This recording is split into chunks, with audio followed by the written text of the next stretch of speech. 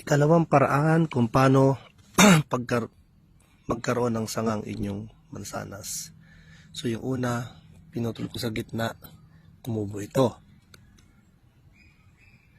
Tapos ikalawang paraan, ipayukuin mo siya, talbusan mo yung sanga para tumubo yung mga sanga. Talbusan mo ng dahon para tumubo ibang sanga.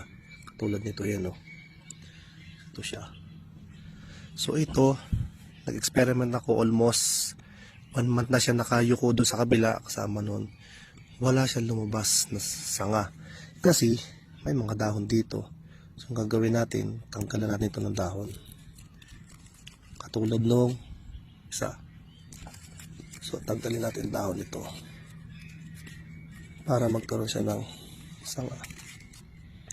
Tingnan natin ulit after 2 weeks, 1 month kung magkakaroon siya ng sanga. Kasi mas maganda, mas maraming sanga, mas marami magbubunga. Yan, sige.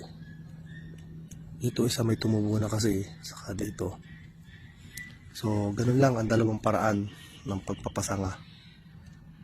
Kasi kung talbusan siya dito, hindi pa rin sure kung lalabas yung sanga niya.